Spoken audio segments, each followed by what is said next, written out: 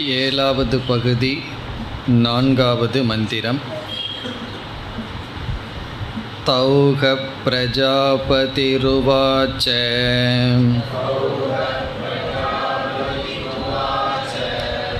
ய ஏஷோ அக்ஷிணீம் புருஷோ த்ருஷ்யதே ஏஷ ஆத்மேதி ஹ உவாச்ச ஏததம்ருதமபயம்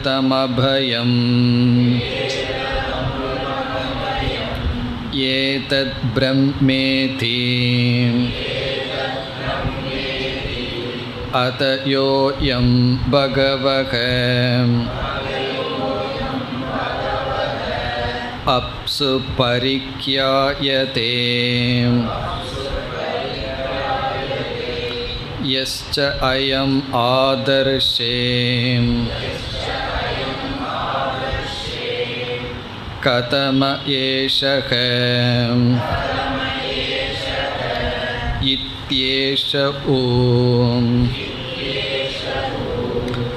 ஏவ ஏஷோ சர்வேஷு அந்தேஷு பரிக்யாயத இதி கோவாச்ச.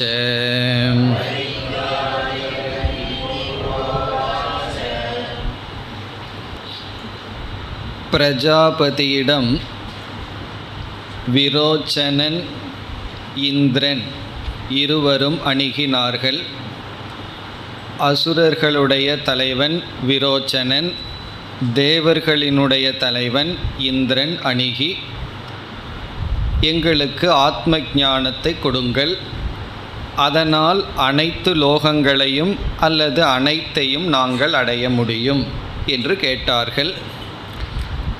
அப்பொழுது பிரஜாபதி கூறினார், 32 வருடங்கள் இங்கு நீங்கள் பிரம்மச்சரிய விரதத்தை அனுஷ்டானம் செய்யுங்கள், பிறகு நான் உங்களுக்கு கூறுகின்றேன் என்று சொன்னார். இவர்கள் அதை முடித்தார்கள். உடனே பிரஜாபதியானவர் உபதேசத்தை துவங்குகின்றார். அதை நாம் சென்ற வகுப்பில் பார்த்தோம். தௌஹ பிரஜாபதிஹி உவாச்ச. தௌ இந்த இருவருக்கும், இரு சிஷ்யர்களுக்கும் பிரஜாபதியானவர் உவாச்ச என்றால் உபதேசத்தை துவங்கினார். இங்கு என்ன உபதேசம் செய்தார்? யக ஏஷக அக்ஷிணி புருஷக திருஷ்யதே ஏஷக ஆத்மா இதி. இங்கு நேரடியான உபதேசத்தை செய்கின்றார். யக ஏஷக எந்த ஒரு தத்துவமானது அக்ஷிணி என்றால் கண்களில், கண்கள் மூலமாக, புருஷக திரஷ்டா அறிபவன், திருஷ்யதே பார்க்கப்படுகின்றானோ, அறிபவன் அறியப்படுகின்றதோ அது ஆத்மா. பிறகு அந்த ஆத்மாவினுடைய விளக்கம் மீண்டும் கூறப்பட்டது. ஏதத் அமிர்தம் அபயம் ஏதத் பிரம்ம. இந்த ஆத்ம தத்துவம்தான் அமிர்தம், இந்த ஆத்ம தத்துவம் அபயம், இதுவே பிரம்ம என்று சொன்னார். நாம் சென்ற வகுப்பில் பார்த்த கருத்து, இந்த வாக்கியத்தை சரியாகவும் புரிந்து கொள்ளலாம் அல்லது தவறாகவும் புரிந்து கொள்ளலாம். இரு சிஷ்யர்களும் இங்கு தவறாக புரிந்து கொண்டார்கள். அவர்கள் எப்படி தவறாக புரிந்து கொண்டார்கள் என்பதற்கு முன் இதை எப்படி சரியாக புரிந்து கொள்ள வேண்டும், புரிந்து கொள்ள முடியும் என்பதை நாம் சென்ற வகுப்பில் பார்த்து முடித்தோம். அதை சுருக்கமாக ஞாபகப்படுத்தி கொண்டு பிறகு இவர்கள் எப்படி தப்பாக புரிந்து கொண்டார்கள் என்ற கருத்திற்கு வரலாம். இப்போ இந்த வாக்கியத்தை நாம் எப்படி சரியாக புரிந்து கொண்டால் இது மகா வாக்கியமாகும், அதை நம்ம பார்த்து முடித்தோம். இருப்பினும் சுருக்கமாக ஞாபகப்படுத்தி கொள்ளலாம். இங்கு விஸ்வனை பார்த்து பிரஜாபதியானவர் கூறுகின்றார், விஸ்வனுடைய உண்மையான சொரூபம், அதாவது ஆத்மஸ்வரூபம் பிரம்ம. அது அபயம், அது அமிர்தம் என்று விஸ்வனை ஆத்மா என்று சொல்லி பிறகு பிரம்மத்துடன் ஐக்கியப்படுத்துகின்றார். இப்போ இதை கேட்டவுடனே இந்த வாக்கியம் நமக்கு புரியணும்னா யார் விஸ்வன் என்பது புரிந்திருக்க வேண்டும். இப்போ விஸ்வன் என்பவன் ஸ்தூல சரீரத்துடன் அபிமானத்தை உடையவன். இப்போ அறிவு சொரூபமான ஆத்மா ஸ்தூல சரீர வரை அபிமானம் வைத்து இந்த உலகத்தை பார்த்து கொண்டிருக்கும் பொழுது அப்படி பார்த்து கொண்டிருக்கின்ற ஆத்மாவுக்கு விஸ்வன் என்று பெயர்.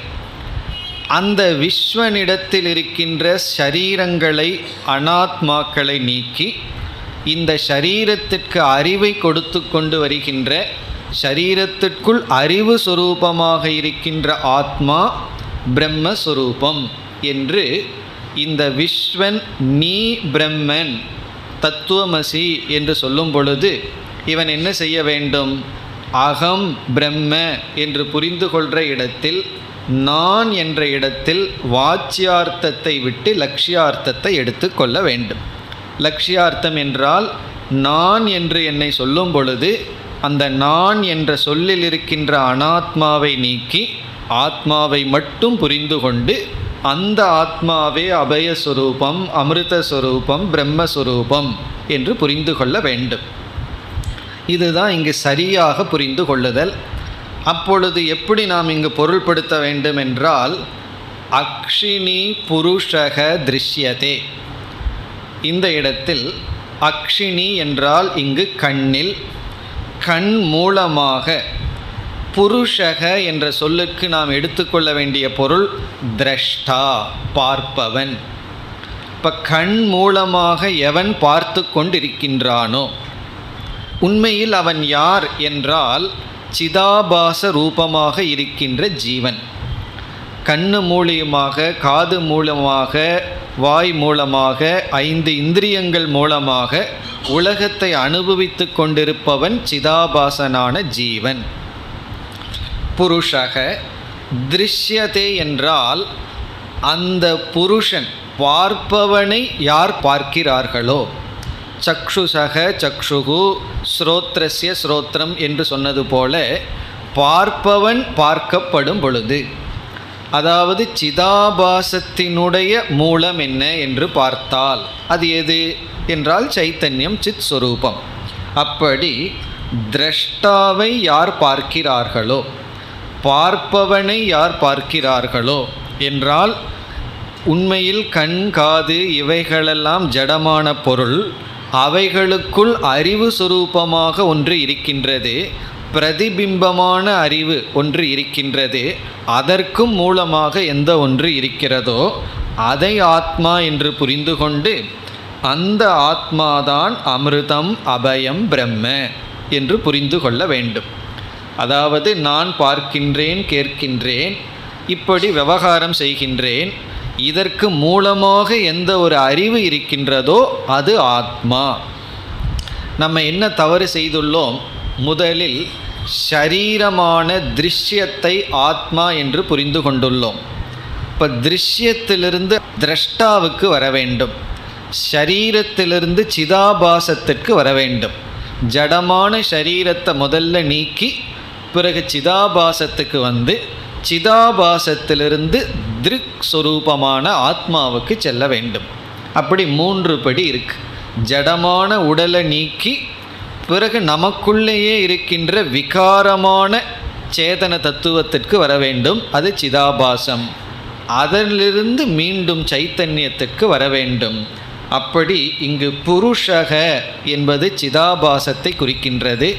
திருஷ்யத்தை என்றால் இந்த சிதாபாசத்தினுடைய அதிஷ்டானத்தை எப்பொழுது நாம் பார்க்கின்றோமோ அதுதான் ஆத்மா, அதுதான் அபயஸ்வரூபம், அதுதான் அமிர்தஸ்வரூபம். அப்போ இதை நம்ம சரியாக புரிந்து கொள்ள வேண்டும்னா எப்படி புரிந்து கொள்கின்றோம்? ஷரீரத்தை நீக்கி சிதாபாசத்தையும் நீக்கி, இந்த ஷரீரத்தை பிரகாசப்படுத்துகின்ற சிதாபாசத்தை நீக்கி அந்த சிதாபாசத்திற்கு காரணமாக இருக்கின்ற சைத்தன்யத்தை எடுத்துக்கொண்டு அது பிரம்ம என்று புரிந்து கொள்ள வேண்டும். இப்படி யார் புரிந்து கொள்வார்கள்? உத்தம அதிகாரிகள் புரிந்து கொள்வார்கள். ஆனால் இங்கு இருவருமே தவறாக புரிந்து கொண்டுள்ளார்கள். இனி நாம் எப்படி இந்த வாக்கியம் இவர்களால் புரிந்து கொள்ளப்பட்டுள்ளது என்று பார்க்கின்றோம். இதுவரைக்கும் இதை எப்படி நம்ம சரியாக புரிந்து கொள்ளலாம்னு பார்த்தோம். இனி எப்படி தப்பாக புரிந்து கொள்ளலாம்னு பார்ப்போம். அது பார்க்கவே வேண்டாமே, அது ஏற்கனவே தப்பாக தான் புரிஞ்சிட்ருக்கிறேனேன்னு சொன்னால் சரி எப்படித்தான் தப்பு இருக்குது என்பதை பார்ப்போம். இப்போ இவர்கள் என்ன புரிந்து கொண்டார்கள்? இந்த வாக்கியத்தில் ஸ்தூல சரீரம் ஆத்மா என்று புரிந்து கொண்டார்கள். இவர்கள் செய்த தவறு நம்ம பார்த்து அனுபவிக்கின்ற இந்த ஸ்தூல உடல்தான் ஆத்மா, அதுதான் மெய்ப்பொருள், அதைத்தான் பிரஜாபதியானவர் சத்திய வஸ்துவாக உபதேசம் செய்கின்றார் என்று இருவருமே புரிந்து கொண்டார்கள். அப்போ இந்த வாக்கியத்திலிருந்து எப்படி ஸ்தூல சரீரத்தை ஆத்மானு புரிந்து கொண்டார்கள் என்று இப்பொழுது பார்க்கலாம். ஒரே ஒரு வாக்கியம்தான், தத்துவமசியையே எப்படி வேணாலும் புரிந்து கொள்ளலாம். நீ தான் அதுவாக இருக்கின்றாய்ன்னு சொன்னால் அந்த அதுங்கிறதுக்கு எதை வேணாலும் எடுத்துக்கலாமே. நம்மளுடைய சரீரத்தை எடுத்துக்கலாம், அல்லது அவர் ஏதாவது ஒரு மிருகம் போகிறத பார்த்துட்ருக்கார், நீ தான் அதுவாக இருக்கிறன்னா அதையும் எடுத்துக்கொள்ளலாம், எதை வேணாலும் எடுத்துக்கொள்ளலாமே.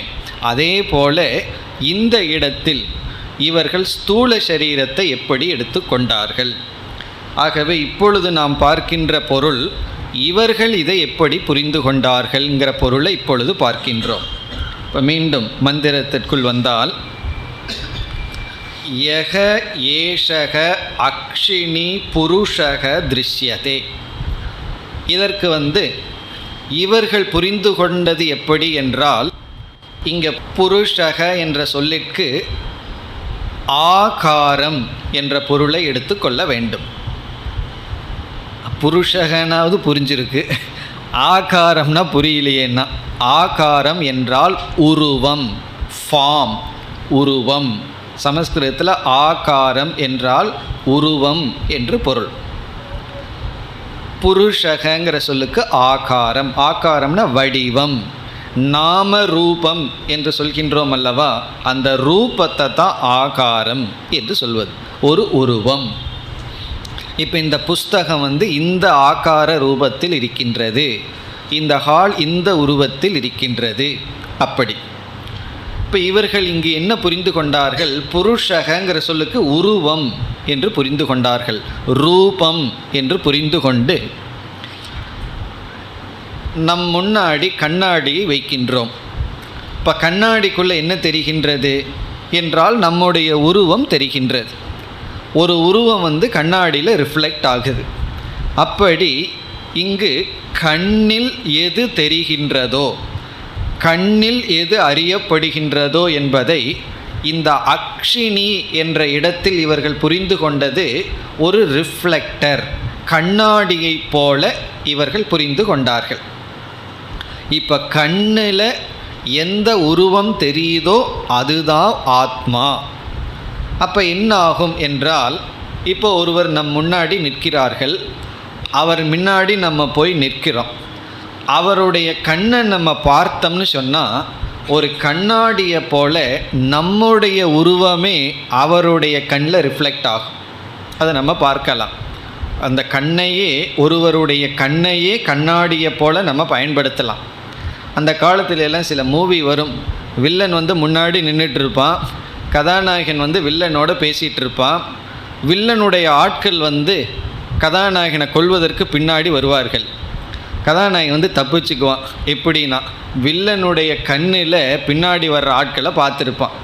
இப்படியெல்லாம் அவர்கள் மூவி எடுப்பார்கள். இதனுடைய அர்த்தம் என்னன்னா, அந்த கண்கிறது கண்ணாடியை போல. ஒருவருடைய கண்ணை நம்ம உற்றி நோக்கினால் நம்முடைய உருவத்தையே பார்க்கலாம், அல்லது அந்த கண்ணில் அவர்கள் எதை பார்க்கிறார்களோ அதை நம்ம பார்க்கலாம். பின்னாடி வர்ற உருவமெல்லாம் அதில் தெரியும்.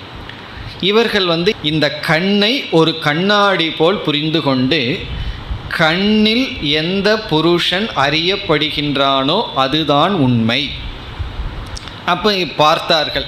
இந்த ரெண்டு சிஷ்யர்கள் இருக்கிறார்கள் அல்லவா, ஒருவர் பார்த்துட்டார்கள். விரோச்சனை இந்திரனுடைய கண்ணை பார்த்தான், இந்திரன் விரோச்சனனுடைய கண்ணை பார்த்தான். ஏன்னா கண்ணில் என்ன தெரியுதோ அதுதான் உண்மைன்னு சொல்லிட்டார். அதுதான் ஆத்மா, அதுதான் மெய்ப்பொருள். இப்போ விரோச்சனன் இந்திரனுடைய கண்ணை பார்க்கும் பொழுது அவனுடைய சரீரத்தை பார்த்தான். அதே போல் இந்திரனும் பார்க்கும் பொழுது அவனுடைய சரீரத்தை பார்த்தான். ஆகவே என்ன முடிவு செய்து விட்டார்கள்? அக்ஷினி புருஷக திருஷ்யதே ஆத்மா. கண்ணில் என்ன தெரியுதோ அதுதான் ஆத்மா. கண்ணில் என்ன தெரிகிறது? என்னுடைய சரீரம்தான் தெரிகின்றது. ஆகவே அதுதான் மெய்ப்பொருள் என்று தவறாக இவர்கள் முடிவு செய்து விட்டார்கள். அப்போ இவர்களுடைய தவறுக்கு என்ன காரணம்? கண்ணில் எந்த ஒரு அறிபவன் இருக்கின்றானோன்னு எடுக்கிறதுக்கு பதிலாக கண்ணில் எந்த ஒரு உருவம் தெரிகிறதோன்னு எடுத்து கொண்டார்கள். இப்போ செஞ்ச மிஸ்டேக் எங்கேன்னா இந்த புருஷகங்கிற சொல்லில் தான் அவர்கள் தவறு செய்துள்ளார்கள். புருஷகங்கிறதுக்கு ஒரு உருவத்தை எடுத்து கொண்டார்கள். நம்ம எதை எடுத்திருக்கோம் சரியாக புரிந்து கொள்ள வேண்டும்னா திரஷ்டா, பார்ப்பவன், சிதாபாசத்தை எடுத்திருக்கோம். இவர்கள் ஒரு உருவத்தை எடுத்துக்கொண்டு அக்ஷினி புருஷக திருஷ்யதேனா கண்ணில் எந்த ஒரு ரிஃப்ளெக்ஷன் தெரியுதோ, பிரதிபிம்பம் தெரியுதோ அதுதான் உண்மைனா அதில் என்னுடைய உடல் தெரிந்தது. ஆகவே இந்த ஷரீரந்தான் ஆத்மா என்று இந்த விஸ்வனிடம் முக்கியமாக இருக்கின்ற ஸ்தூல சரீரத்தை ஆத்மா என்று புரிந்து கொண்டார்கள். பிறகு அவங்களுக்கு அவ்வளோ சித்த சுத்தி இல்லாததுனால இந்த ஆத்மாவினுடைய விளக்கத்தை பற்றி சொன்ன கருத்தெல்லாம் மனசில் பதியலை. இதான் இந்த ஃபில்டர் பண்ணி கேட்குறதுன்னு சொல்லி சிலதை கேட்கும் பொழுது நமக்கு புரிஞ்ச அளவு கேட்போம். அதற்கு மேலே அந்த சொற்கள் ஓடுமே தவிர அர்த்தம் ஓடாது. காதில் கேட்டுட்ருப்போம், சொல்லா உள்ளே ஓடிட்டுருக்கும். அப்படி இவர்கள் சற்று இனிமேல் தான் ஒருவன் சிந்திக்கப் போகின்றான். உடனே என்ன சொல்லியிருக்கார் இவர்? அந்த ஆத்மா அபயம் அமிர்தம் பிரம்மன்னு சொன்னார். அமிர்தம்னு சொல்லியிருக்கார், அபயஸ்வரூபம்னு சொன்னார், பிரம்மன்னு சொன்னார். அந்த வார்த்தைகளை கேட்டார்களே தவிர முக்கியத்துவம் அதற்கு தரவில்லை. ஆகவே முடிவு செய்து விட்டார்கள், எது ஆத்மா?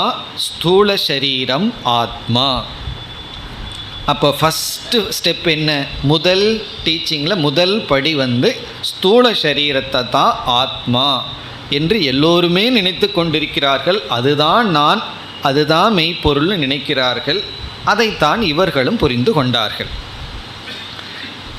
இனி அடுத்த பகுதிக்கு நாம் வர வேண்டும். இப்போ இது வரைக்கும் முதல் 2 வரியை பார்த்துருக்கோம். தௌக பிரஜாபதிகி உவாச்ச ஏஷக யக ஏஷக அக்ஷினி புருஷக திருஷ்யதே ஏஷக ஆத்மா இதிகோவாச்ச ஏதத் அமிர்தம் அபயம் பிரம்ம இதி. இதிங்கிற வரைக்கும் குருவினுடைய வாக்கியம், பிரஜாபதியினுடைய வாக்கியம். இதற்கு பிறகு சிஷ்யர்கள் பேசுகிறார்கள். யாரிடம்? பிரஜாபதியிடம் இந்த இருவரும் பேசுகிறார்கள். இவர்கள் என்ன இனிமேல் பேசப் போகிறார்கள்னா, தான் புரிஞ்சிட்டது சரிதானான்னு சொல்லி வெரிஃபை பண்ண போகிறார்கள் குருகிட்ட. குரு உபதேசத்தை பண்ணிட்டார். இவர்கள் தவறாக புரிந்து கொண்டார்கள்.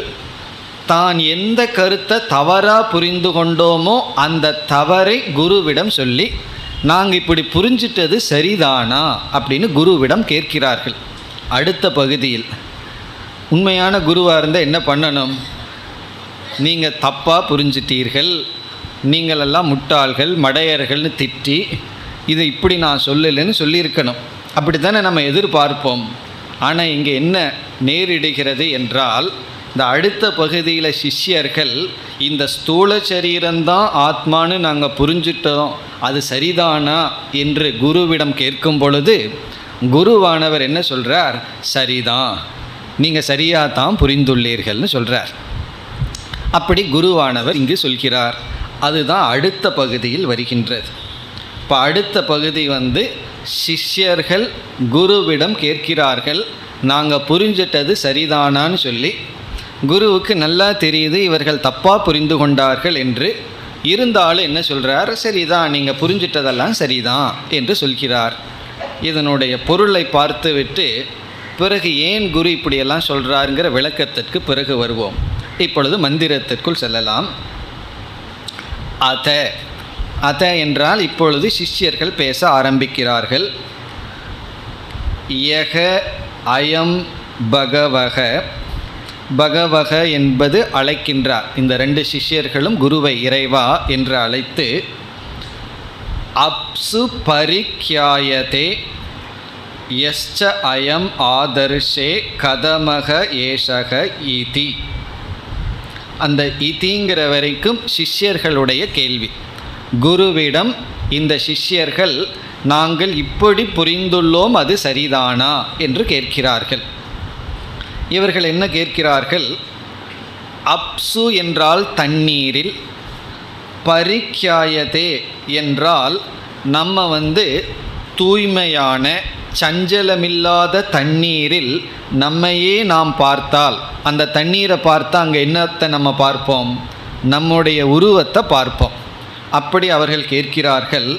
அப்சு என்றால் தண்ணீரில், பரிக்யாயதே தண்ணீரில் நம்ம பார்க்கும் பொழுது எந்த ஒன்று தெரிகிறதோ அதுதான ஆத்மா. அது என்ன தெரியும்? நம்முடைய ஸ்தூல சரீரம்தான் தெரியும், நம்முடைய உடல் தான் தெரியும். அதைத்தானே நீங்கள் உபதேசம் செய்தீர்கள் என்று கேட்கின்றான். பிறகு தண்ணீர்னாலும் கூட சில குழப்பம் வரும் என்று கண்ணாடியில் பார்த்தால், ஒரு கண்ணாடியில் பார்த்தோம்னா முகம் பார்க்கிற கண்ணாடியில் நம்மைய பார்த்தா அதற்குள்ளே என்ன தெரியுதோ அதுதான உண்மை என்று மீண்டும் கேட்கிறார்கள். எஸ்ச அயம் ஆதர்ஷே, ஆதர்ஷக என்றால் கண்ணாடி. கண்ணாடினா கண்ணுக்கு போடுற கண்ணாடி இல்லை, முகம் பார்க்கின்ற கண்ணாடி, மிரர். கதமக ஏஷக, இந்த ரெண்டு தானே, இதில் எது தெரிகிறதோ அதுதானே நீங்கள் உபதேசித்த தத்துவம் என்று கேட்கிறார்கள். இப்போ என்ன கேட்கிறார்கள்? தண்ணீரில் நம்மையே நம்ம பார்க்கும் பொழுது அங்கு என்ன தத்துவம் தெரிகிறதோ அதோ, அல்லது கண்ணாடியில் நம்மை பார்த்தால் அங்கு என்ன தெரிகின்றதோ அதுதானே நீங்கள் உபதேசித்த மெய்ப்பொருள், உபதேசித்த ஆத்ம தத்துவம். இப்படி கேட்ட உடனே குருவானவர் என்ன சொல்கிறார்? சரிதான், அதுதான், அதைத்தான் நான் உபதேசம் செய்தேன்னு சொல்கின்றார். இனி குருவினுடைய பதிலுக்கு வருகின்றோம். ஏஷக உ ஏவ ஏஷு சர்வேஷு அந்தேஷு பரிக்யாயத இதிக உவாச்ச. இந்த கடைசி உவாச்சங்கிறது குருவினுடைய பதில். இவர் என்ன சொல்கிறார்? கண்ணாடின்னு வேண்டாம், அல்லது தண்ணீர்னு வேண்டாம், அல்லது கண்ணுன்னு வேண்டாம். எதில் எல்லாம் உன்னுடைய ரிஃப்ளெக்ஷன் தெரியுதோ அதைத்தான் நான் உபதேசம் செய்தேன். எதில் எல்லாம் உன்னுடைய பிரதிபிம்பம் இருக்கோ அதுதான். சில பேர் பாத்திரத்துலேயும் கூட மூஞ்சி பார்ப்பார்கள். புதிய எவர் சில்வர் பாத்திரம் வாங்கினோம்னு வச்சுக்கோமே, அதுலேயும் மூஞ்சி தெரியும். அல்லது காரில் ஏறின உடனே அந்த கண்ணாடியில் முகத்தை பார்த்து கொள்வார்கள். எங்கெல்லாம் ரிஃப்ளெக்ஷன் தெரியுதோ அங்கெல்லாம் அவர்களுடைய முகத்தை பார்த்து கொள்வார்கள். அப்போது எதிலையெல்லாம் உனக்கு தெரிகின்றதோ அதை சொல்கிறார். ஏஷு சர்வேஷு அந்தேஷு, அந்தம்னா பொருள்கள், எந்தெந்த பொருள்களுக்குள்ள பரிக்யாயதே உன்னுடைய ரிஃப்ளெக்ஷன் நீ பார்க்குறையோ அதைத்தான் நான் சொன்னேன் அப்படின்னு சொல்கின்றார். அதாவது நீ எதற்கு கண்ணாடின்னு எடுத்துக்கிற, எதற்கு தண்ணீன்னு எடுத்துக்கிற, எதிலையெல்லாம் அந்த புருஷன் பார்க்கப்படுகின்றானோ அதுதான் ஆத்மா என்று அவர்களுடைய தவறை இங்கு குருவானவர் உறுதி செய்கின்றார். இனி நமக்கு ஒரு சந்தேகம் வரும். நமக்கு அல்ல, சங்கரருக்கே ஒரு சந்தேகம் வந்தது. இப்போ சங்கரர் இந்த இடத்துல ஒரு சந்தேகத்தை கேட்குறார். இது நமக்கு வர்ற சந்தேகமே தான். ஒரு சிஷ்யன் தப்பான ஒரு கருத்துடன் இருந்தால் குரு என்ன பண்ணணும்? கொஞ்சம் திட்டி, கண்ட வார்த்தையெல்லாம் சொல்லி, மடையா முட்டாள்னெல்லாம் சொல்லி திட்டி, இப்படியெல்லாம் வச்சுக்காதப்பா அப்படின்னு சொல்லி உபதேசம் பண்ணணுமல்ல. இவர் அது அப்படியே அந்த தப்பை அனுமதி கொடுத்துட்டு போயிட்டு வான்னு வேற சொல்கிறாரு. இது நியாயமா? குரு ஏமாற்றவில்லையா? இங்கே ஒரு பவர்ஃபுல் வார்த்தையை பயன்படுத்துகிறார். இந்த சீட்டுன்னு சொல்லுவாங்க, மற்றவர்களை ஏமாற்றுவது. அப்படி குரு இந்த ரெண்டு சிஷ்யர்களை இப்பொழுது ஏமாற்றுகிறாரே அப்படின்னு ஒரு கேள்வி வரும்பொழுது அந்த கேள்வியை சங்கரரே கேட்டு அவரே பதில் சொல்கின்றார். ரொம்ப அழகான பதில் சொல்கிறார். என்ன பதில்னு சொன்னால், அவர் என்ன சொல்கின்றார்?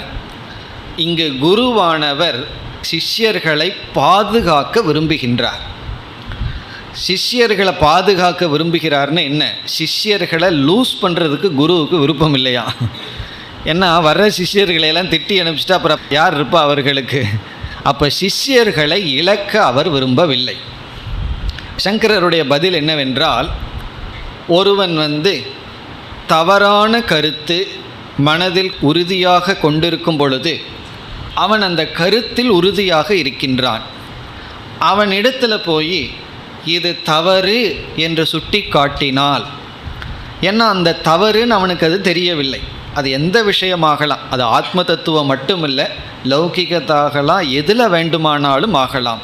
ஒரு ராங் கான்செப்ட், தவறான கொள்கை, தவறான நோஷனில் ஒருவர் இருக்கும் பொழுது நேரடியாக இது தவறு என்று சுட்டி காட்டினால், இப்போ நம்ம அது தப்பு, நீ மடத்தனமாக இந்த மாதிரி நினச்சிருக்க, முட்டாள்தனமாக அறிவில்லாமல் இப்படி இருக்கின்றாய் என்று சொன்னால், அவனுடைய மனதில் என்ன ஏற்படும் என்றால், சொன்னவர் மீது ஒரு வெறுப்பு தான் ஏற்படுமே தவிர அதை வாங்கி திருத்துகின்ற மனநிலை அவனுக்கு வராது. இப்போ நமக்கு முன்னாடி ஒருவர் இருக்கார், அவர் அது குரு சிஷ்யனாகலாம், அல்லது தாய் தந்தையாகலாம், அல்லது தாய் மகனாகலாம், யார் எந்த ரெண்டு ரிலேஷன்ஷிப்பில் முன்னாடி இருப்பவர் தவறான ஒரு கொள்கையில் இருக்கும் பொழுது இது தவறு என்று சுட்டி காட்டி அது தவறு என்று சொல்லிவிட்டால் அவருக்கு என்ன ஏற்படுமா, சொன்னவர் மீது ஒரு வெறுப்பு ஏற்பட்டு விடும். காரணம் என்னென்னா, அது அவரை குறை கூறுவது, அவருடைய மனதை புண்படுத்துவது. அப்படி ஒரு வெறுப்பு ஏற்பட்டு விட்டால் மீண்டும் அவரிடத்தில் அவர்கள் வரமாட்டார்கள். ஏன்னா வெறுப்பு இருக்கிற இடத்துல நம்ம எப்படி போவோம்? எந்த இடத்துல அன்பு இருக்கோ அங்கே தான் நம்ம போவோமே தவிர, யாரிடத்தில் வெறுப்பு தோன்றிவிட்டதோ அவரிடத்தில் மீண்டும் நம்ம போகவே மாட்டோம். அப்படியே போனாலும் அவர் சொல்கிறத கேட்க மாட்டோம். காரணம் என்ன? யாரிடத்தில் நமக்கு வெறுப்பு உண்டாகிவிட்டதோ அவர்களுடைய வார்த்தையை நம்ம சரியாகவே கவனம் கொடுத்து கேட்க மாட்டோம். அதனால தான் குருவிடத்தில் ஸ்ரத்தைங்கிறது சாஸ்திரம் ரொம்ப முக்கியமாக சொல்கின்றது. முழுமையான ஸ்ரத்தை இருந்தால் தான் அந்த வாக்கியத்தை முழுமையாக கேட்டு உள்ளே தள்ளுவோம். அப்போ இங்கே என்ன விரும்புகின்றாராம் குருவானவர், நான் தவறு என்று சொல்லிவிட்டால் மீண்டும் இவர்கள் என்னிடத்தில் வரமாட்டார்கள். நான் அவர்களை ஏற்றுக்கொண்டால் செல்வார்கள். பிறகு கொஞ்சம் சித்த சுத்தி அவர்களுக்கு வந்தால் மீண்டும் என்னிடத்தில் வருவார்கள். ஆகவே அன்புடன் அவர்களை நான் வெளியே அனுப்புகின்றேன்.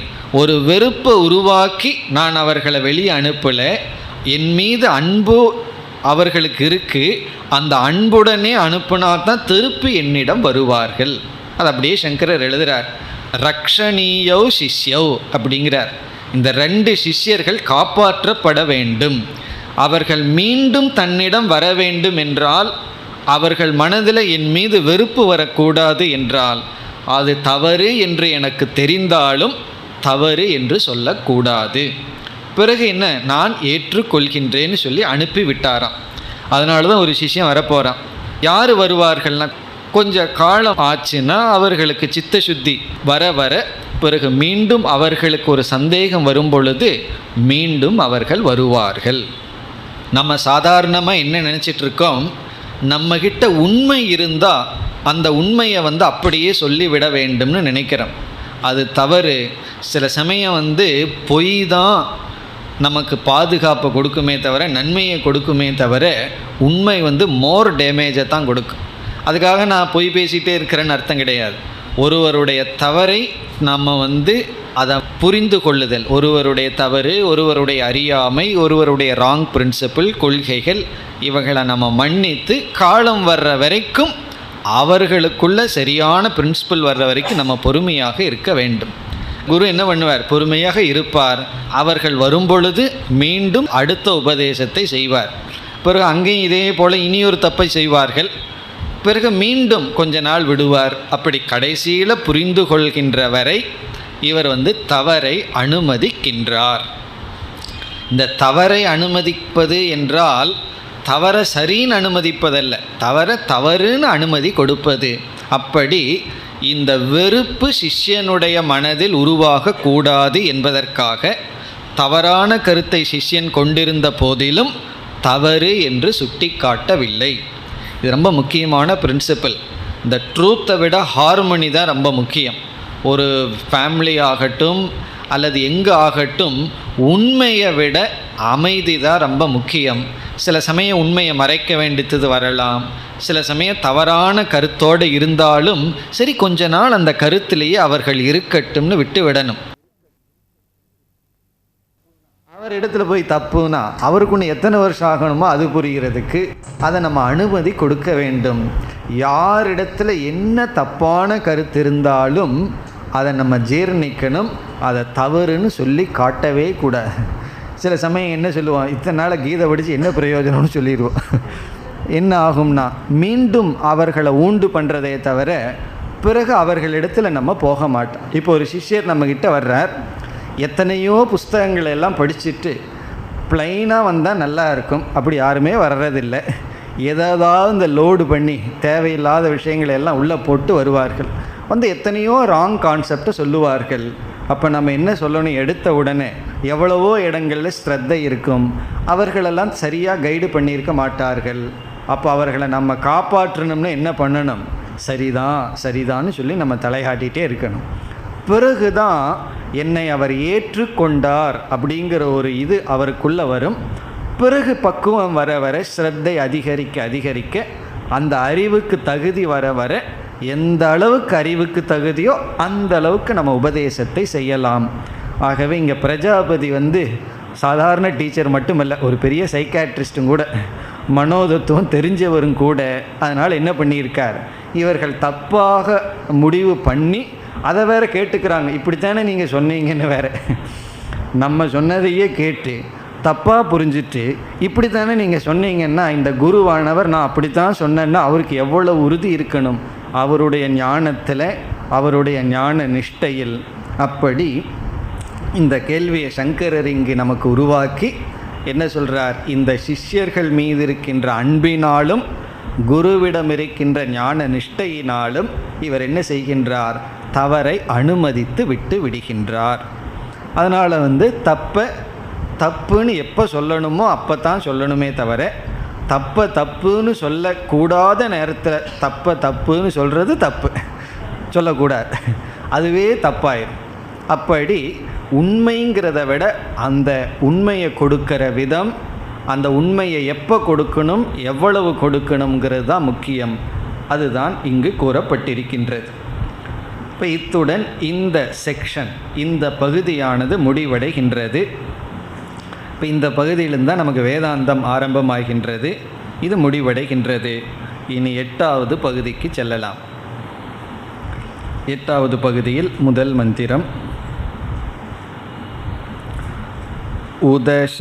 உதசராவேம் ஆத்மானம் அவேக்ஷ்யம் யதாத்மனஹ ந விஜானீதஹ தன்மே பிரபூதமிதி தௌஹ உதசராவேம் அவேக்ஷாஞ்சக்ராதே தௌஹ பிரஜாபதிருவாச்ச கிம் பஷ்யத இதி தௌஹ ஊச்சதுஹோ சர்வமேவ இதம் ஆவாம் பகவஹ ஆத்மானம் பஷ்யாவ ஆலோமப்யஹ ஆநகேப்யஹ பிரதிரூபமிதி.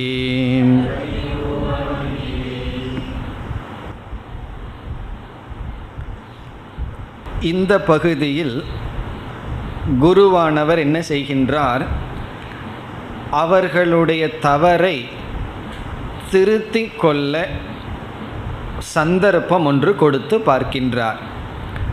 அவர்கள் குரு சொன்னதை கேட்டு தவறாக புரிந்து கொண்டு இப்படித்தானே நீங்கள் சொன்னீர்கள் என்று கேட்டவுடன் ஆம் அப்படித்தான் நான் கூறினேன் என்று ஏற்றுக்கொண்டார். பிறகு அவர்களுக்கு ஒரே சந்தோஷம், குரு சொன்னது எங்களுக்கு சரியாக புரிஞ்சிடுதுன்னு சொல்லி. ஆனால் என்ன புரிஞ்சிட்டார்கள், குரு என்ன சொன்னாரோ அதுக்கு ஜஸ்ட் ஆப்போசிட்டாக புரிஞ்சிட்டு அதுக்கு குரு வேறு அனுமதி கொடுத்து விட்டாரா, அதனால் இவர்களுக்கு ஒரு சந்தோஷம். அப்போ அந்த மகிழ்ச்சியான மனதோடு அவர்கள் இருக்கும் பொழுது இவர் என்ன செய்கின்றார், இந்த மனதை கொஞ்சம் பண்படுத்தி அமைதிப்படுத்தியதற்கு பிறகு மீண்டும் ஒரு சந்தர்ப்பத்தை கொடுத்து பார்க்கின்றார். அதை நம்ம செய்து பார்க்கணும். மனது கொஞ்சம் ஒரு ஸ்ரத்தையெல்லாம் வந்ததற்கு பிறகு கொஞ்சம் கொஞ்சமாக கொடுத்து பார்க்கணும். உள்ளே போனால் போகட்டும், போகாமல் இருந்தாலும் பரவாயில்ல. அப்படி ஒரு முயற்சி செய்து பார்க்கின்றார். அந்த முயற்சியில் மீண்டும் தோல்வியை அடைகின்றார். யாருன்னா குருவானவர் தோல்வியை அடைகின்றார். குரு தோல்வியை அடைகின்றார்னு என்ன அர்த்தம், அந்த முயற்சி பலனளிக்கவில்லை, சிஷ்யர்கள் தவறாகவே புரிந்து கொள்கிறார்கள். இப்போ 2 சிஷ்யர்களும் இந்த முயற்சியில் அவர்களுக்கு பலிக்கவில்லை. பிறகு விரோச்சனன் என்ன செய்கின்றான், முடிவு செய்துவிட்டு, உறுதியாக முடிவு செய்துவிட்டு அவன் சென்று அவன் புரிந்ததை பேசாமல் அவனோட வச்சிருந்தா பரவாயில்ல, உபதேசம் செய்ய ஆரம்பித்து விடுகின்றான். அதுதான் அசுரர்களுடைய உபனிஷத். அசுரன் எதை புரிஞ்சிருக்கானோ அதை சும்மா இல்லாமல் அவன் போய் உபதேசம் செய்ய ஆரம்பிச்சிட்றான். அது கடைசியில் வருகின்றது. பிறகு இந்திரன் என்ன செய்கின்றான், அவனும் செல்கின்றான். அவனுடைய இடத்தை அடைவதற்கு முன் யோசிக்க ஆரம்பிச்சிட்றான், நம்ம புரிஞ்சது சரிதானா. அப்போ அவனுக்கு ஒரு குழப்பம் ஏற்படுகின்றது, இது குருவினுடைய உபதேசமாக இருக்காது. பிறகு மீண்டும் குருவிடம் வருகின்றான், அவனுடைய குழப்பத்தை கூறுகின்றான், பிறகு தெளிவையும் கூறுகின்றான். பிறகு குருவானவர் ஒரே ஒரு சிஷ்யனை வச்சுட்டு பாடத்தை ஆரம்பிக்கின்றார். அடுத்த படிக்கு போகிறார். பிறகு அங்கேயும் அந்த இந்திரன் தப்பு செய்வான், போவான், பாதியில் போயிட்டு திரும்பி வந்து விடுவான். இந்த பாதியில் திரும்பி வர்றது தான் இவனிடம் இருக்கின்ற சித்த சுத்தி. இவன் போனவன் திரும்பியே வருவதில்லை. அதுதான் இனிமேல் வருகின்ற பகுதி. இப்போ இனி அடுத்தது ஸ்தூல சரீரத்திலிருந்து சூக்ஷ்ம சரீரத்துக்கு செல்வதற்கு முன் இங்கு இந்த பகுதியில் குருவானவர் அந்த 2 சிஷ்யர்களும் புரிந்து கொள்ள வேண்டும் என்ற ஒரு முயற்சியை செய்து பார்க்கின்றார். இப்போ என்ன முயற்சியை செய்கிறார்னு பார்த்துவிட்டு மந்திரத்திற்குள் செல்லலாம். இந்த சிஷ்யர்கள் என்ன நினைத்து விட்டார்கள், பிரதிபிம்பந்தான் ஆத்மானு நினைத்து விட்டார்கள். பிரதிபிம்பத்தில் என்ன தெரிகின்றதோ அது ஆத்மா, அதுதான் மெய்ப்பொருள். பிரதிபிம்பத்தில் என்ன தெரிஞ்சது, இவர்களுடைய சரீரம் தெரிஞ்சது. அப்போ இந்த சரீரம் பிரதிபிம்பத்தில் தெரிஞ்சதுனால கண்ணாடியிலாகட்டும், தண்ணீரிலாகட்டும், கண்ணிலாகட்டும் தெரிந்தவுடன் அதுதான் ஆத்மானு முடிவு செய்தார்கள். இப்போ இவர் என்ன செய்கின்றார், இங்கு மீண்டும் ஒரு தட்டை எடுத்து அல்லது ஒரு பானையை எடுத்து தண்ணீரை நிரப்ப சொல்லி அதுக்குள்ளே மீண்டும் பாருங்கள்னு சொல்கிறார். இவர்கள் அதை செய்கிறார்கள், மீண்டும் அதை பார்க்கிறார்கள். பிறகு குருவானவர் சொல்கிறார், கொஞ்சம் யோசித்து பார்த்து சொல்லுங்கள், இதுக்குள்ளே என்ன பார்க்கிறீர்கள். தெளிவாக சொல்கிறார்கள், நாங்கள் ஆத்மாவை பார்க்கிறோம், மெய்ப்பொருளை தான் பார்க்கிறோம். ஏன்னா எங்கள் சரீரம் தானே இப்போ ஆத்மாவைத்தான் நாங்கள் பார்க்கின்றோம்னு சொல்கிறார். பிறகு என்ன செய்கின்றார், அந்த பானையின் தண்ணீர் அப்படியே வைத்து கொண்டு நீங்கள் ஆடை, புதிய ஆடையை உடுத்தி கொள்ளுங்கள், அலங்கரித்து கொள்ளுங்கள். இந்த ஹேர் கட்டெல்லாம் பண்ணி நகத்தை எல்லாம் வெட்டி நல்லா அலங்கரித்து கொண்டு மீண்டும் பாருங்கள்னு சொல்ல போகிறார். இப்போ இவன் என்ன செய்வார்கள், புதிய ஆடையெல்லாம் உடுத்தி ஹேர் கட்டெல்லாம் பண்ணி பிறகு அலங்காரங்கள் எல்லாம் பண்ணி மீண்டும் அவர்கள் பார்ப்பார்கள். இப்போ கேட்பார், இப்போ என்ன செய்கிறீர்கள்னு. இப்போவும் நான் எங்களை தான் பார்க்குறோம், ஆத்மாவை தான் பார்க்கின்றோன்னு சொல்கிறார். பிறகு குருவுக்கு புரிஞ்சு போச்சு, என்ன சிஷியருக்கு இனி புரியாது. அது குருவுக்கு புரிஞ்ச உடனே சரின்னு சொல்லிடுறார். இவர் எதை இங்கே சொல்ல விரும்புகிறார், இந்த உடலில் அலங்காரம் செய்யும் பொழுது அதுவும் அலங்கரிக்கப்படுகின்றது. உடலில் இருக்கிற ரோமம் நகமெல்லாம் சென்றவுடன் அது அங்கே இல்லை.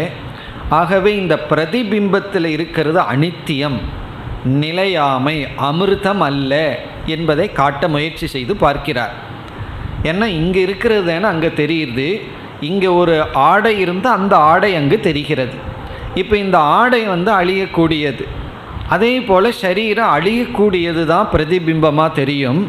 அழியாதது ஒன்று ரிஃப்ளெக்ட் ஆகிட்டு இருக்காது, அமிர்தமானது இனி ஒன்றில் பிரதிபிம்பமாக இருக்காது. இதை காட்ட முயற்சி செய்கிறார். ஆனால் இந்த இடத்திலும் தோல்வியை அடைகிறார். ஆனால் என்ன ஆகின்றது, இந்த ஒரு முயற்சியை வச்சு தான் இந்திரன் கண்டுபிடிக்கின்றான். இந்த ஒரு டெஸ்ட்டு பின்னாடி அவனுக்கு வேலை செய்கின்றது. ஆனால் இந்த நேரத்தில் 2 பேருமே இந்த ஒரு முயற்சியிலும் அவர்களுக்கு பலன் கொடுக்கவில்லை. இப்போ அந்த கதை தான் இந்த பகுதியில் வருகின்றது. ஆகவே இந்த 8வது பகுதி மிக சுலபமான பகுதி. இனி நாம் மந்திரத்திற்குள் செல்லலாம். இவர் என்ன சொல்கிறார், அவர்கள் என்ன செய்கிறார்கள், அதெல்லாம் இதில் இருக்கின்றது. முதல் சொல் உதசராவே. உதசராவம் என்றால், இங்கே உதம் என்றால் தண்ணீர், ஷராவம்னா ஒரு சிறிய பானையை போல. உதசராவே என்றால் ஒரு பானை நிறையாக தண்ணீர் இருக்கின்றது. உதசராவேனா அந்த தண்ணீரில் ஒரு பானை நிறைய நீரை நிரப்பி, ஆத்மானம் அவேக்ஷிய. ஆத்மானம்னா தன்னை, உங்களையே பாருங்கள். அவேக்ஷியனா பாருங்கள். ஒரு பானையில் தண்ணீரை நிரப்பி ஆத்மானம், உங்களை நீங்கள் அதில் பாருங்கள். எது ஆத்மனக ந விஜானீதக தன்மே பிரபூதமிதி. பிறகு ரொம்ப அழகாக குரு பேசுகிறார். இங்கே பேசுகிற ஒவ்வொரு வார்த்தையும் ரொம்ப அழகான வார்த்தை. என்ன சொல்கிறார், நீங்கள் அதில் பார்த்துட்டு உங்களை பற்றி உங்களுக்கு ஏதாவது புரியாமல் இருந்தால் என்னிடத்தில் கேளுங்கள், ஏதாவது சந்தேகம் இருந்தால் என்னிடத்தில் கேளுங்கள். குருவுக்கு தெரியுது அவன் புரிஞ்சிருக்கிறதெல்லாம் தப்பு, சந்தேகம் எனக்கு இருக்குன்னு சொல்லுவான்னு எதிர்பார்த்து கேட்குறார். ஏது ஆத்மனக, ஆத்மனகன மெய்ப்பொருளை பற்றிய, ந விஜானீதக, உங்களுக்கு இதில் ஏதாவது தெரியாத விஷயம் இருக்கா. சில சமயம் அப்படி கேட்க வேண்டியது இருக்குது. எல்லாம் தப்பாக புரிஞ்சுட்டு இதில் ஏதாவது உங்களுக்கு சந்தேகம் இருந்தால் சொல்லுங்கன்னு சொல்ல வேண்டியது இருக்குது. அப்படி தான் பண்ணுறார். உங்களுக்கு இதில் ஏதாவது புரியாத விஷயம் இருக்கான்னு கேட்குறார். சிஷியர்கள் என்ன செய்கிறார்கள், எல்லாமே புரிஞ்சு போச்சே, இதில் புரியாததுக்கு என்ன இருக்குது, எல்லாம் புரிஞ்சாச்சுன்னு சொல்கிறார்கள். ரொம்ப தெளிவாக நாங்கள் புரிஞ்சிட்ருக்கோம், புரியாதது இருக்கான்னு வேறு கேட்கிறீர்களே அப்படின்னு சொல்லி நினைக்கிறார்கள். ஆத்மனக ந விஜானீதக, ஆத்மாவை பற்றி உங்களை இருவருக்கும் ஏதாவது தெரியாமல் இருந்தால். இப்போ குருவுக்கு தெரியுது அவங்களுக்கு ஒன்றுமே தெரியலேன்னு, ஆனால் இவர் எப்படி சொல்கிறார், உங்களுக்கு ஏதாவது தெரியாமல் இருந்தால் மே பிரபூதமிதி, அதை என்னிடம் சொல்லுங்கள். நீங்கள் உங்களையே பாருங்கள், இதில் ஆத்ம தத்துவம் ஏதாவது உங்களுக்கு புரியாமல் இருந்தால் என்னிடம் கேளுங்கள். வேறொரு உபனிஷத்துலேயும் அப்படித்தான் வரும். பிரஷ்னோபனிஷத்தில் 6 சிஷ்யர்கள் செல்வார்கள். குருவானவர் சொல்வார், கொஞ்ச நாள் தவமெல்லாம் பண்ணுங்க, பிறகு ஏதாவது கேள்வி கேளுங்கள், கேள்வி இருந்தால் கேளுங்க. அதை விட இவர் அடுத்தது சொல்கிறார், எனக்கு பதில் தெரிஞ்சால் நான் சொல்கிறேன் அப்படின்னு சொல்லுவார்.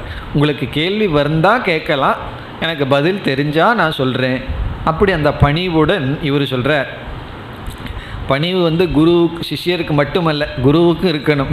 இப்போ குரு இந்த மாதிரி பணிவாக சொல்கிறார், பணிந்து சொல்கின்றார், உங்களுக்கு இதில் ஏதாவது சந்தேகம் இருந்தால் மே பிரபூதமிதி, என்னிடத்தில் நீங்கள் சொல்லலாம். இந்த சிஷ்யர்கள் என்ன செய்கிறார்கள் இப்பொழுது, தௌக உதசராவே அவேக்ஷாஞ்சக்ராதே. தௌ இந்த இருவரும், உதசராவே தண்ணீரில், அந்த பானையில் இருக்கிற தண்ணீரில், அவேக்ஷாஞ்சக்ராதே என்றால் பார்த்தார்கள். உடனே அந்த 2 பேருமே 2 பேர்த்தினுடைய முகத்தை அதில் பார்த்தார்கள்.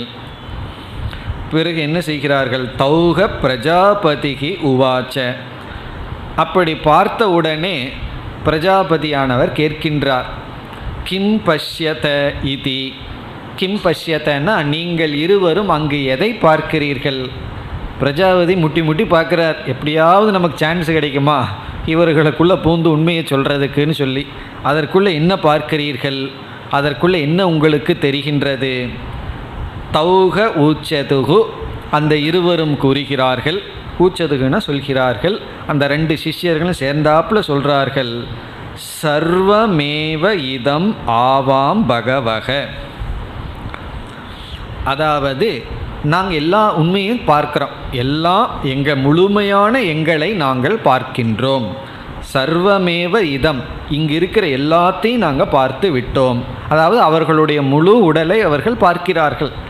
ஆவாம்னா எங்கள் இருவரை, நாங்கள் இருவர் எல்லாத்தையும் பார்க்கிறோம். பகவக ஆத்மானம் பஷ்யாவக, நாங்கள் ஆத்மாவை இப்பொழுது பார்க்கின்றோம். ஆவாம் பஷ்யாவக, ஆவாம் பஷ்யாவன நாங்கள் இருவரும் முழுமையான இந்த ஆத்ம தத்துவத்தை பார்க்கின்றோம். சரி, இந்த ஆத்மாவினுடைய முழுமை என்ன என்றால் ஆலோமபியக, ஆலோமபியகன தலையில் இருக்கிற முடியில் ஆரம்பித்து, லோமம்னா இந்த இடத்துல முடி, ஆலோமபியகன தலையில் இருக்கிற முடியிலிருந்து அல்லது உடலில் இருக்கிற ஒரு முடியிலிருந்து ஆ நகேபியக நிகம் வரைக்கும், நெயில் வரைக்கும் பிரதிரூபம் இது, அந்த பிரதிரூபத்தை நாங்கள் பார்க்கின்றோம். எங்களை முழுமையாக நாங்கள் அதில் பார்க்கிறோம், எங்களுடைய ஆத்மாவையே நாங்கள் பார்க்கின்றோம். இப்போ ஒருவர் சொல்கிறார், உனக்கு ஆத்மாவை தெரியாததுனால தான் நீ துக்கப்படுற அப்படின்னு சொல்லி. ஆத்மாவை தெரியாதனால துக்கப்படுறேன்னா இப்போ எது ஆத்மான்னு கேள்வி வரும் பொழுது, உன்னுடைய கண்ணாடியில் எதை பார்க்குறையோ அதுதான் ஆத்மான்னு அவர் என்ன புரிஞ்சுக்குவார்? இந்த உடல் தான் ஆத்மா, எங்களுடைய உடலை முழுமையாக நாங்கள் பார்க்குறோம், தலையிலிருந்து நகம் வரைக்கும் எங்களுடைய பிரதிரூபத்தை நாங்கள் பார்க்கின்றோம். இதில் தெரியாததுக்கு என்ன இருக்குது, இதில் நாங்கள் அறியாத விஷயம் ஒன்றும் இல்லையே என்று இவர்களுடைய அறிவில் உறுதியாக இருக்கின்றார்கள். பிறகு பிரஜாபதி என்ன செய்கின்றார், இந்த டெஸ்ட்டை பண்ணுறார். நம்ம சொன்னமல்லவா, உடலையெல்லாம் அலங்கரித்து பார்க்க சொல்கிறார். இப்போ நீங்கள் ஒரு பிரதிரூபத்தை பார்த்தீர்கள், சரி நீ அடுத்தது ஒரு முயற்சி பண்ணி பார்க்கிறார். என்ன முயற்சின்னா, இவ்விதம் உங்களை அலங்கரித்து கொண்டு மீண்டும் பாருங்கள்னு சொல்கிறார். அவர்கள் தங்களை அலங்கரித்து மீண்டும் பார்த்து மீண்டும் அதை தான் ஆத்மான்னு சொல்லி அவர்களுக்கு புரிய போவதில்லை. அந்த அடுத்த பகுதியில் அந்த கருத்து வருகின்றது. 2வது மந்திரம். தௌஹ பிரஜாபதிருவாச்ச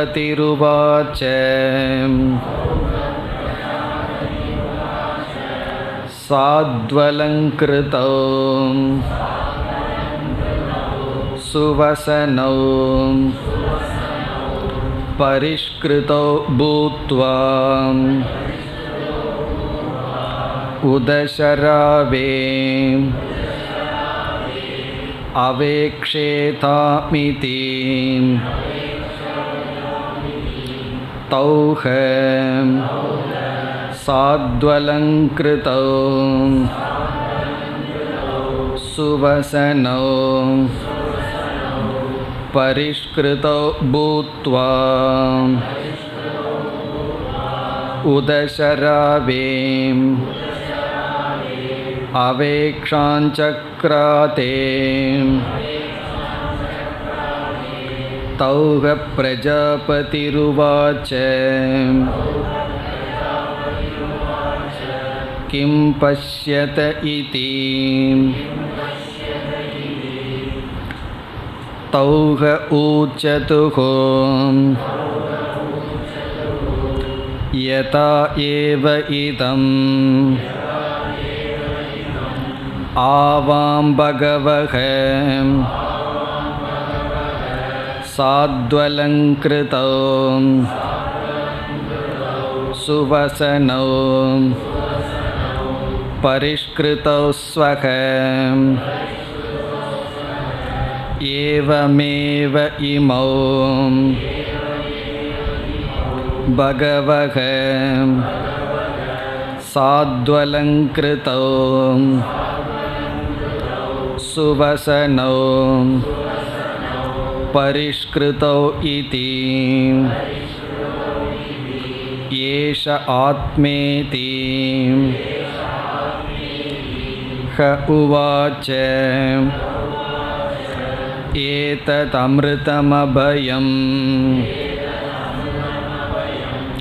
ஏதத் பிரம்மேதி தௌஹ சாந்த ஹிருதயோ பிரவ்ரஜதுஹு.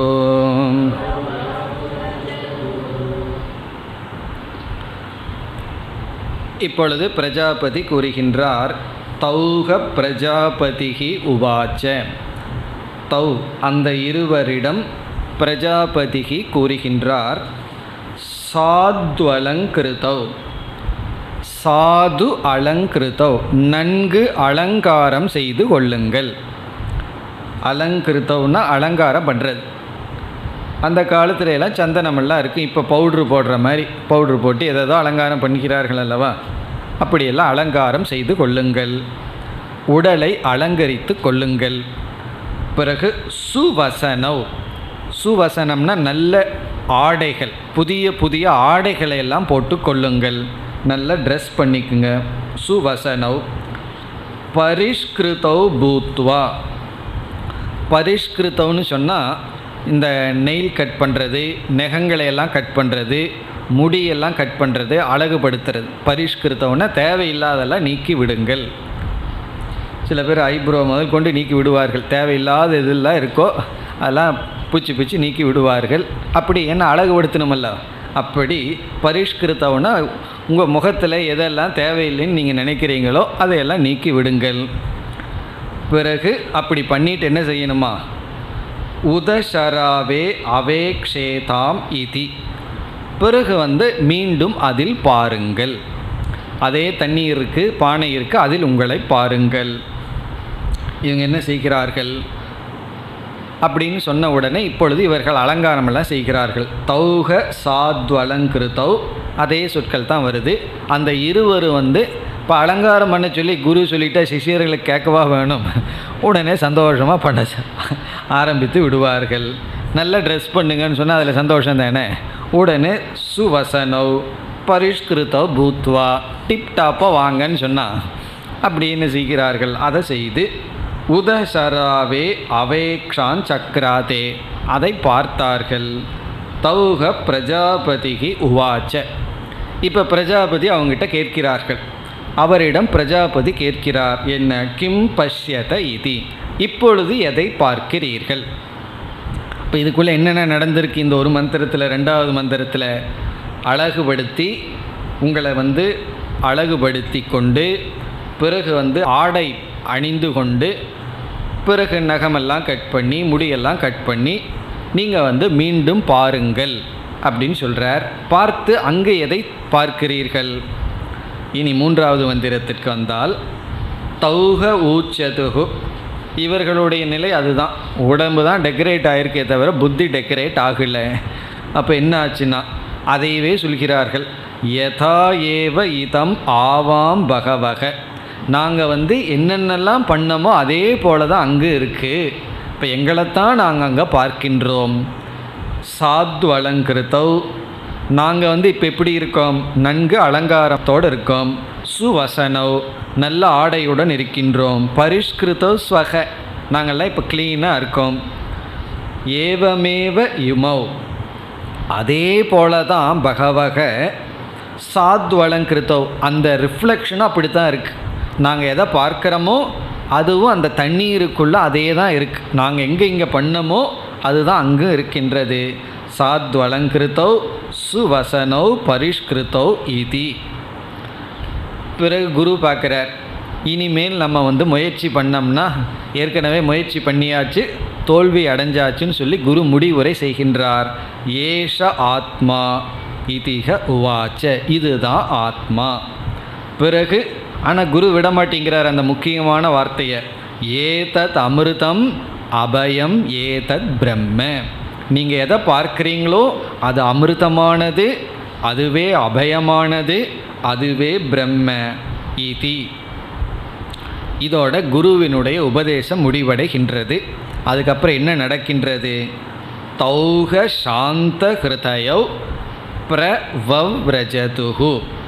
வவ்ரஜதுகுன சென்று விட்டார்கள்.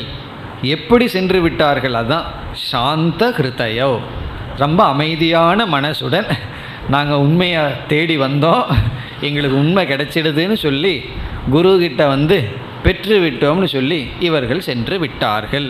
ரெண்டு பேரும் தௌ சாந்த ஹிருதயம். சாந்த ஹிருதயம்னா நாங்கள் எதை நாடி வந்தோமோ அது எங்களுக்கெல்லாம் கிடைச்சாச்சு.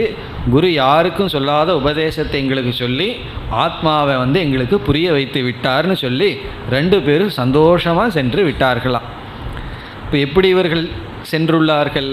ஏதோ அடைய வேண்டியதை அடைஞ்சிட்டோம், எங்களுக்கு உண்மை புரிந்து விட்டது. அப்படி அவர்கள் முழுமையாக செல்லவில்லை. அவர்கள் குருகுலத்திலிருந்து அப்படியே வெளியே போகிறார்கள். அவர்கள் குருவிடம் விடைபெற்று கொண்டு இந்த கதவுக்கு அந்த பக்கம் போன உடனே இந்த குரு சும்மா இருக்காரா? அவர் என்ன பண்ணுறார்? அவங்க காதில் கேட்குற மாதிரி ஒரு கமெண்ட் அடிக்கிறார் குருவானவர். அது என்ன கமெண்ட் அடிக்கிறாருங்கிறது அடுத்த மந்திரத்தில் வருகிறது. அவர் காதில் விழுகிற மாதிரி ஒரு வார்த்தையை சொல்கிறார். அதுலையாவது திருந்துவார்களான்னு சொல்லி இப்படியோ குரு முயற்சி பண்ணி பார்க்குறார். ஏதோ விதத்தில் இதெல்லாம் ஏன் இந்த கஷ்டப்படுறாருன்னா அவர்களை ஹர்ட் பண்ணாமல், அவர்களை துன்புறுத்தாமல், அவர்கள் மனத்தில் ஒரு வெறுப்பை உருவாக்காமல் எப்படியாவது புரிய வைக்க முடியுமான்னு மீண்டும் ஒன்றை செய்து பார்க்கிறார். அதுவும் இங்கு நடக்கவில்லை. பிறகு என்ன நடக்கின்றது என்று வருகின்றது. அடுத்த வகுப்பில் பார்ப்போம்.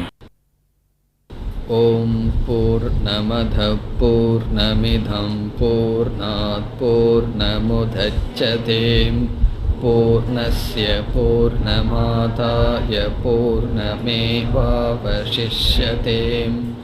ஓம் சாந்தி சாந்தி சாந்தி.